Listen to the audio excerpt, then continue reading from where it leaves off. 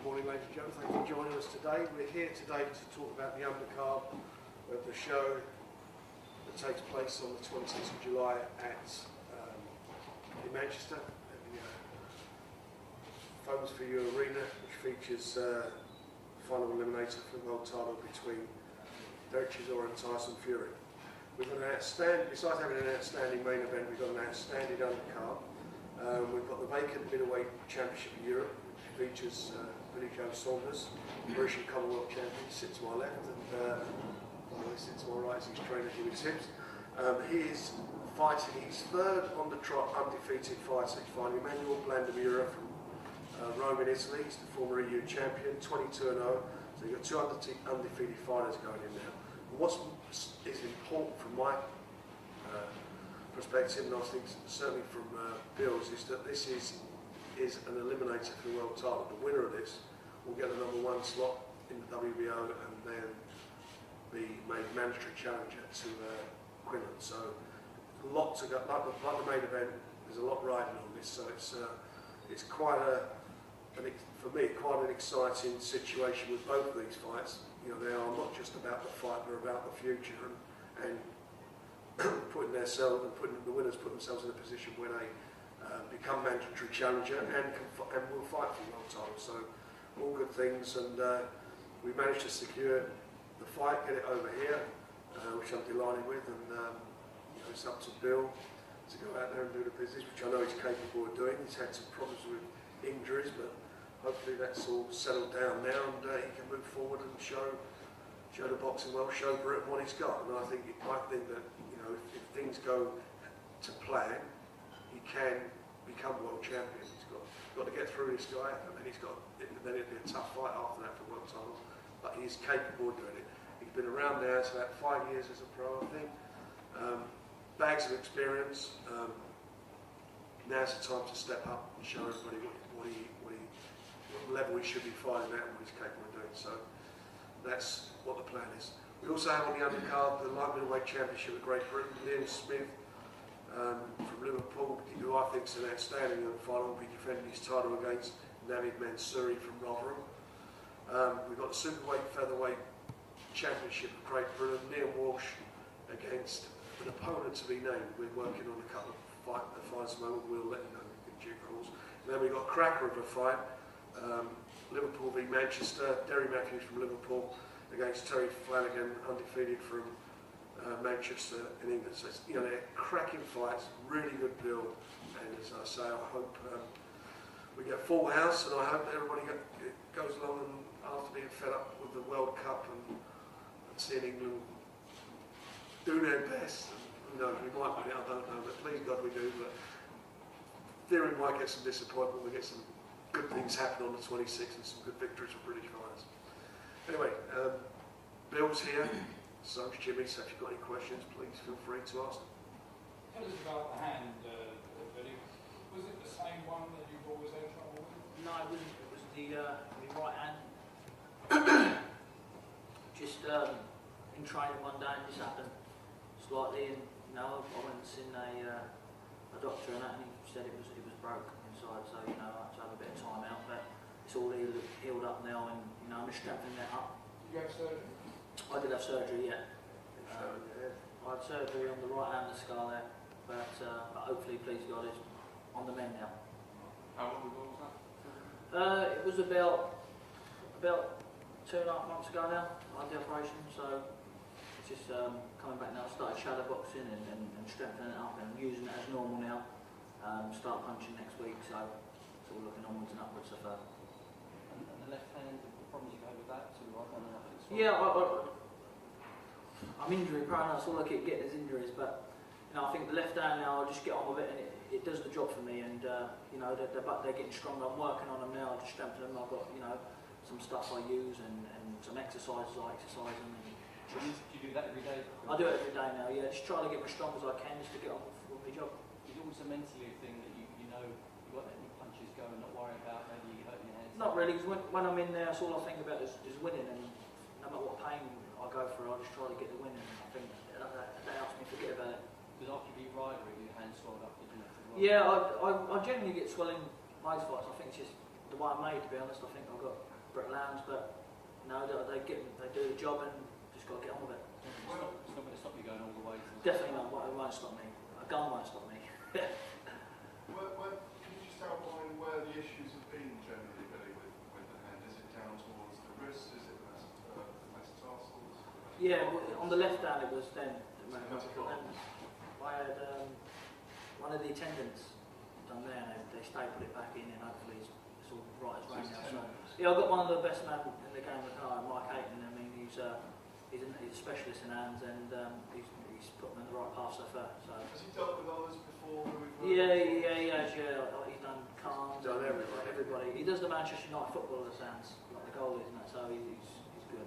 He's done Wayne Rooney's. So the ones who put their hands in their pockets. Yeah. He done Wayne Rooney's hair as well. He done. Oh, God. Punches. Sorry, Tommy? The hand problem is Manchester. anything to do with the way Manchester. he punches. We try to change the way he punches. No, he's a good combination puncher, Joe. He always has been. But he's got to warm into the fight. Once he warms into it, as he said, he'll forget about his hands. And then when he sees a chance, if there's a chance to do any damage, he'll take it. Did you let him punch the heavy bag? Not yet, no. We start next Never week. you. Oh yeah, once he starts in full flow, he'll do pads, heavy bag, then we start sparring. And we're We've doing got 10 weeks now. We've got 10 weeks and he's started light training, put it that way. How long has this been there in your mind that you've had to go through pain in your hands when it died? It has, yeah, really. From my fifth fight, I broke it, and it's been happening. It's just one of the things you've got to get on with. You know, you can't really say, oh, it won't happen again, because it might do. But you know, at the minute, all I can do is seek the best help I can, and listen to the experts in it, and just get on with it. Well, when the adrenaline's flowing, if you could just describe how it feels. When the adrenaline's flowing and you're actually in a fight, you perhaps don't feel it as much afterwards. No, sometimes you're watching a big leather glove to come towards you, and trying to get out of the way, and I think that takes it off your mind a little bit. And not only that, it's just determination to get on and win. Just forget about it, and I'm a professional. I've got to get on with it, and you know, so I have to. You watch tape of the Italian? You watch the tapes? Yeah, seen one tape. What is it? He's obviously doing careful with only 5 stoppages. Yeah, he's all got over a boxer, right? box fighter. He can fight when he wants. He can fight when he thinks he can fight. It all depends who he's fighting. But I think he'll try out box trade, but he'll have a job doing that. You know, on his night. On his night, he should. No one knows what's going to happen in the game, but I'm quite confident that Joe should. And there's a race between Tyson Fury and Joe, obviously, will be the first traveller to win a world title. So they're both quite a unique night, really, isn't it? When you look at both of them, the winner will fight for the world title, both of these fights. Where are you living now? Tell me a bit about that. Because I just saw some Twitter pictures. You go, there was a nice big house on there somewhere with a big moat out front. Yeah, I bought a house and just trying to settle in. He lives in the caravan. Just trying to settle in. Yeah, but So you're renting it out? yeah, I'm in the garden in the back. Caravan. No, I'm into it. I mean, I've got the house there. It's just nice to get away from everything and everybody, and just chill out for a few weeks on my own and get me training done, go home and rest. And there's no distractions, and you know, I've no problems with the neighbours yet. So. Do you think you might settle into a house eventually, or not? Is that a silly thing to ask? I don't know, maybe so, I don't know. It's just, I don't know, I have to give it a bit of time, I think. But it's just, I'm always, like when I finish training, life, isn't it? yeah, I just like going out when I finish, having a chat to my mates, laying in bed, sleeping, and it's just knowing that my mum and dad's next door, my sister's that side. When I'm in the house, I don't know.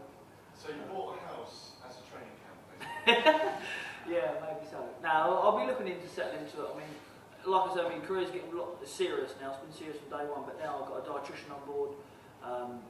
You know, I've been really focusing. I've been really focusing and getting on with my boxing career now, and I think it's just that other little step I need to make. Yeah, I mean, British champion, Commonwealth, got European next, and then after that, it's almost pretty seamless. You could be 2 fights away from being world champion. Yeah, I mean, Frank told me what route he was going to take me through and that, and he's done it. I mean, I had the Southern era, Commonwealth, British, now I've got European and hopefully world. I mean, I know this European title is like my world title fight, because I know I have to win this fight to be mandatory for the WBO. And you know, I heard this Italian saying he's he'll be his easiest fight, whatever else. He's 38-year-old, 37, I'll man him, that's all I do to him. He won't be far from his easiest fight. He'd get beat quite comfortably, very easily, and maybe even stopped. Because you know it's what's ahead of you, haven't you? You know what they. Yeah, I see him fight. I see the fight in Germany. Well, it was a close fight, but then again he had nobody to beat, and you know, it's different beating people in Italy, you know, in their little town, beating people in little all shows. But you know, when you fight a world-class fighter, I mean, you'll be tested, and we'll see if you can when I test him.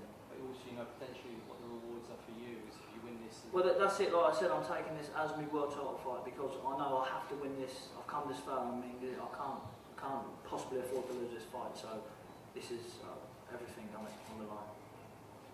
You got a ticket for Saturday? Yeah, well, I'm going to go Saturday. My mates is all going, so I think I'm going to go around and support the whole team. I think they need it. If we don't win Saturday, I'll give up. I just give up. Frank Caselli's box if they don't win Saturday. But in the four well, there's a couple of them. There's more than four around. But honestly, Peter Quillin, can you talk just what you think about Peter Quillin, his boxer and his style? And I know it's looking ahead, but it'd be nice to know how you see his style and how you beat him. Well, you're only as good as your last performance, isn't you? And I mean, looking on his last performance, I beat him 10 nights out of 10. Big punch. He's a very good puncher, but you know, I also think he's there to be picked off and out fought. I mean, out of the Golovkin, Martinez and Quillin. I mean, Quillin's the man to take right now because you know he just wanted to beat him, my option, and he suits my sort of style. He don't like someone on the move. He likes someone just to sit in front of him, make him look good. He's a good champion, but he's there to beat, and I know 100% fact I'll beat him. And would you, I know Frank will obviously work this out with you, but would you be happy to fight him in the US if you have to? Or I'll be happy to fight him in his back garden as long as I can win the world title. with a caravan? With the caravan behind me, yeah. You know, he couldn't find his guy, he I'll fight him in the stable. Frank, who promotes criminal? Golden Way. Golden Way. So there's every chance you couldn't Yeah, do it. you know, it's, I mean, we don't want to get ahead of ourselves. He's obviously got to get through what he's got through with Glanmira, but that's a, you know, he's undefeated fighter. And as I mentioned earlier, Billy Joe's, this is his third fight on the trot where he's gone in against an undefeated fighter. So, you know, that's quite a thing to do. You don't see many guys doing that these days. And the fact he's an undefeated fighter doesn't make him a bad fighter. He's up there in the rankings. But I think that he can beat him. And for me, provided he comes through, I would want to fight in the UK. I mean, I'm sure Billy Joe's a fighter, he'll fight anyway, but I believe that if the fight's over here, that'd be to his benefit. And they're the things that's my job to try and do. Put that Thursday away? Nah, not now. Maybe a few weeks ago, but worked too hard this last couple of weeks to start doing that now, but maybe after the fight. That'd take on the super middle, wouldn't it? Yeah, super. Like him. Were you celebrating a bit when you had a look at it there? No, it's, I'm on the Jimmy. Jimmy's watching me today, and he's with me. Are there any more questions? All done? Thanks very much for coming along. Really much appreciated. Thank you. Thanks.